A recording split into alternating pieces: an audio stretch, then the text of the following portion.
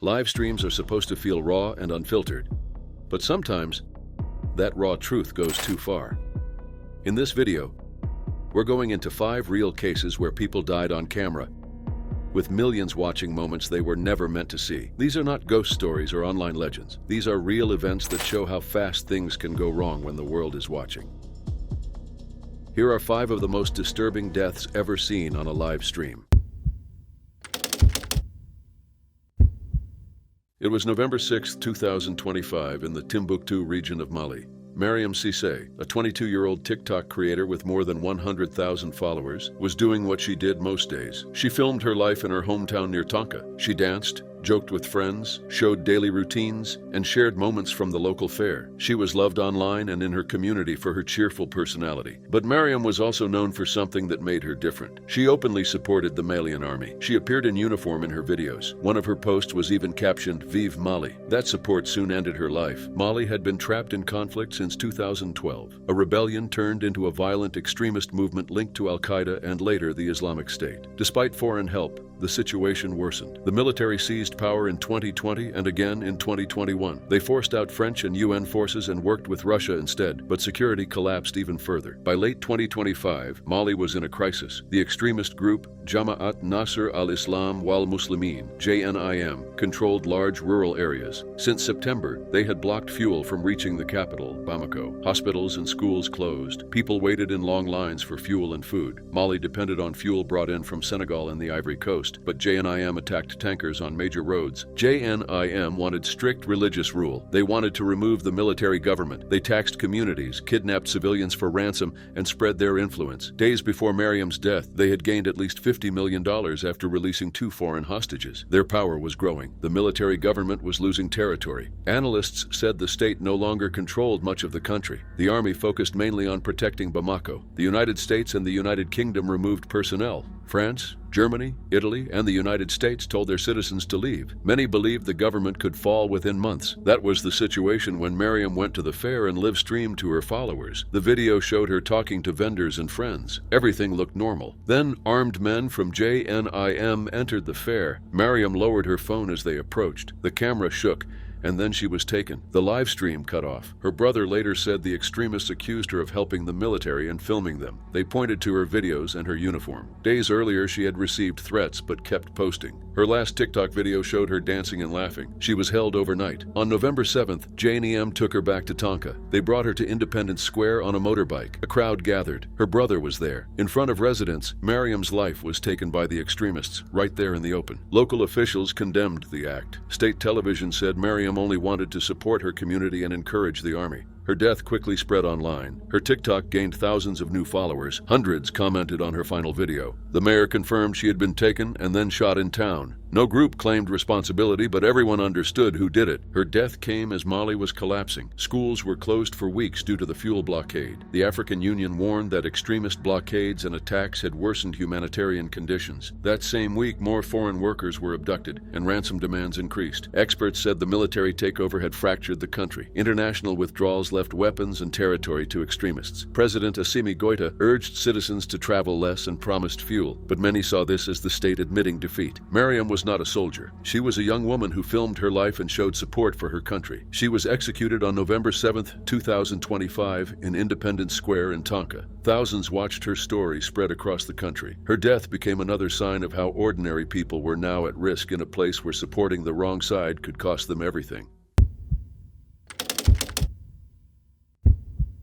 It was August 14, 2025 on the 5000 block of West Madison Street in the South Austin area of Chicago. Kevin Watson, a 42-year-old father, had just stepped out of a liquor store near his cousin's job. He walked across the small lot and got into his car. People in the neighborhood knew him by the name Tug, which he wore on a chain around his neck. Kevin grew up only 2 blocks away. He knew the street well. His family knew he hung around here. His friends knew where to find him. He even streamed here often. Kevin opened Facebook Live to talk with friends and family. He used Facebook Live often to talk talk about his day or share stories. On this day, he was frustrated about a parking argument. His viewers said it was normal for him to talk openly. People liked watching because he spoke honestly and was easy to relate to. At around 6:14 p.m., Kevin pushed down his sun visor, leaned back, and looked relaxed. He talked calmly about the parking issue. He did not know the live stream was about to capture the last minutes of his life. His audience did not realize anything was wrong either. A few minutes later, a vehicle pulled into the spot beside him. The engine was loud enough to be heard clearly in the live stream. Kevin looked toward the window and then reacted to someone outside walking toward his car. "What's up, bro?" he said, raising both hands a little. His voice stayed steady at first, but his body language changed. He repeated himself, sounding more tense. Kevin leaned forward toward the windshield as someone stepped closer. Then he said, "Hell no," and suddenly jumped out of the car. He moved quickly and went off camera. Viewers only heard his voice now, sounding stressed. A few seconds later, there was shouting outside. Then one loud gunshot echoed across the parking lot. Viewers began reacting in the comments. The stream went silent for a moment except for background noise. People outside started screaming. Some ran. A car sped off. Someone yelled, "Hey, Tug, call the police." Kevin had been struck once in the chest. Bystanders rushed to him as he lay on the pavement, trying to breathe. They did not know more than 2 million people would later see these same moments online. One witness, his friend Alvin Jackson, said he saw Kevin talking to a man before the gunshot. He said Kevin tried to push the weapon away and there was a struggle. Other witnesses said Kevin knew the man. They said this was not random. The shooter escaped in the same vehicle, leaving tire marks behind. Witnesses tried to help Kevin. Some spoke to him, trying to keep him awake. Others tried to apply pressure to the wound. Sirens grew louder. Kevin's cousin, Jacques Smith, said she watched him gasp for air. She said he looked like he was fighting to stay conscious. Police arrived and blocked the scene. Paramedics rushed him to Mount Sinai Hospital. The live stream was still running as chaos continued around the car. Word spread online fast. People began calling his family. His sister, Shamika, had been with him only 1 hour earlier. When she returned to the scene, she saw the tape and police lights. She rushed to the hospital. Doctors told the family he had arrived with no heartbeat. They managed to restart it briefly, but his injury was severe. Kevin passed away shortly after. Kevin was a father to a 7-year-old boy. His family said he was outgoing and helped people in the neighborhood. They believed jealousy and resentment surrounded him. Police found his tug chain on the ground with blood and fingerprints and collected it as evidence. His family said that in the live stream after he was hit, Kevin said someone close to him had betrayed him. That detail stayed with them. Police said they had no suspect in custody. The case was open. They reviewed the live stream, collected footage from nearby businesses, and interviewed witnesses. The video was viewed over 2 million times. As of August 16, 2025, no arrests had been made. Kevin died weeks before his birthday. His family planned a celebration for him that year, but instead stood in a hospital hallway receiving the worst news. The live stream captured everything: Kevin reacting, the moment of fear, the gunshot, the panic, and the escape. Kevin Watson was pronounced dead at Mount Sinai Hospital. It was September 10, 2025 in Lyon, France. Asher Sarnaya, a 45-year-old disabled Iraqi Christian, was heading home to his apartment building after an evening out. He was in his wheelchair doing what he did most nights, live streaming on TikTok about his faith. His channel, Asher Love, was a place where he shared prayers, sang Christian hymns in Arabic, and spoke about the challenges Christians from the Middle East faced. That night, he spoke to his viewers in his usual calm voice. He had no idea that hundreds of people watching would soon witness something distressing unfold live. Asher was not just a content creator. He was a refugee who had escaped years of extreme religious violence. He was born in 1979 in Ankawa, a Christian neighborhood in Erbil, in the Kurdistan region of Iraq. That area had been a strong Christian community for generations, but everything changed in 2014 when the Islamic State took over towns across northern Iraq. Many Christians were forced to leave. More than 120,000 were displaced. Asher and his family fled, and France became the place where he began a new life. He settled in Lyon with his sister and lived there for over 10 years.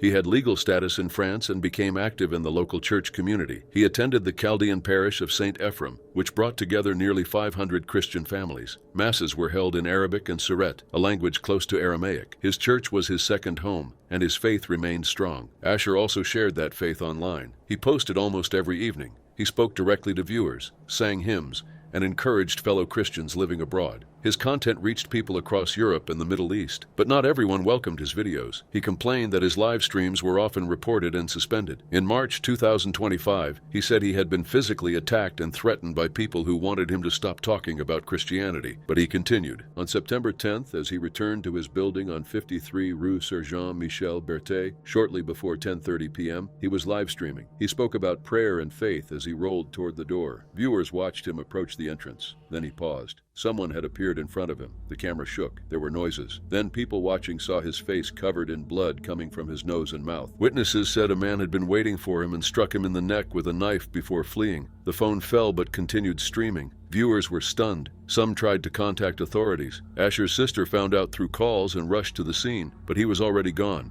Emergency services found him in cardiac arrest and could not save him. He passed away at the scene. Police opened a homicide investigation. Some said they saw one attacker wearing dark clothing. Others claimed 3. There were no arrests for weeks. Authorities did not confirm a motive but said they were exploring political, religious, criminal, or substance-related factors. On October 2nd, a 28-year-old Algerian man was arrested in Italy on a European warrant, but many questions remain. Catholic groups in France expressed grief and demanded answers. Christian organizations said a man who escaped persecution should never have faced this ending in France. Political figures also weighed in. Some called for unity, while others used the incident to make immigration arguments. The Christian community in France was already concerned. Between January and June 2025, there were 401 recorded hostile acts against Christians. Churches had been vandalized and set on fire. Many felt these cases were ignored. Asher's final moments were live-streamed while he did what he always did. Talk about faith. He survived one crisis only to face another in a place he thought was safe. A suspect is now in custody, but the pain remains for those who watched, for his family, and for the community that lost him. It was August 21, 2021, on a remote stretch of the Qinghai Tibet Plateau in northwest China. A 22-year-old woman known online as Henan Mei was walking along the number 109 National Highway, pulling a small pink solar-powered trailer behind her. She had been traveling alone since May 1st, starting from her hometown in Suchang, Henan Province. Her plan was simple: cross the isolated lands of Tibet. Her only company was 2 stray dogs she adopted during the trip. As usual, she turned on her camera and started a live stream for her 25,000 followers on Douyin, China's version of TikTok. But this live stream would be her last. Mei had more than 93,000 likes on Douyin. She often talked about her love for a simple life and solitude. Her posts showed the beauty of the Tibetan plateau and the quiet moments of traveling alone. On that Saturday morning, around 6 a.m., her live stream began as normal. She showed the open landscape and the long highway stretching ahead.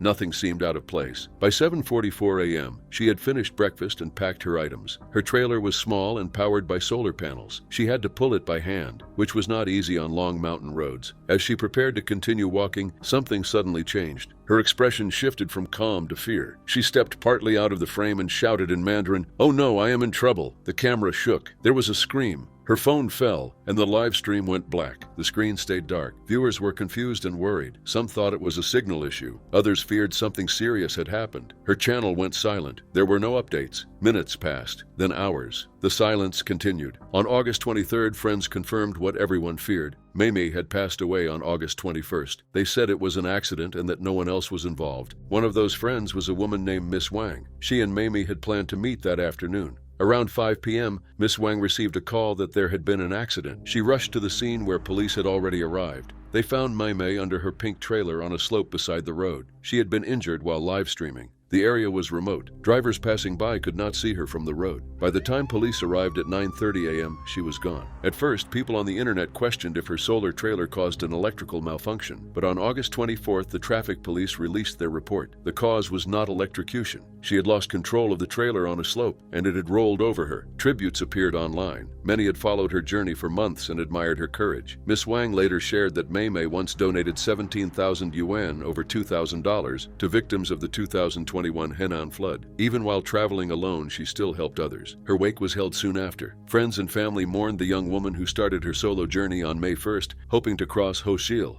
one of the most isolated areas in China. The fate of her 2 dogs is still unknown. Mei was not the only influencer who passed away during this period. On July 20th, 2021, a 23-year-old woman named Xiao Qumei fell while filming inside a crane cabin in Kuzhou, Zhejiang Province. She slipped and fell 160 feet. On July 10th, Hong Kong influencer Sophia Cheung fell 16 feet while taking photos at a waterfall near Pineapple Mountain. Both events drew large public attention. Mei's route crossed one of the highest and harshest places in China, more than 4,500 meters above sea level. Traveling alone there meant very little help nearby if something went wrong. On August 21st, one mistake became fatal. Her live stream showed the moments right before the accident, but not what came after. Mei was 22 years old, traveling alone, live streaming her adventure. Her audience watched her journey from afar, but when she needed help, no one could reach her in time.